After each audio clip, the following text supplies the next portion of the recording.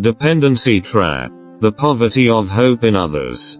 Poor individuals often place their hopes on others, especially relying on the success of their children. They dream of standing on their children's shoulders to rise again. They also pin their hopes on charities or the government, expecting to receive money effortlessly, a terrifying mindset. Behind this way of thinking lies an underestimation of their own capabilities, a surrender of dreams, and an excessive dependence on others. Hoping for the success of one's children is admirable, but considering them as the sole redemption is a dangerous mindset.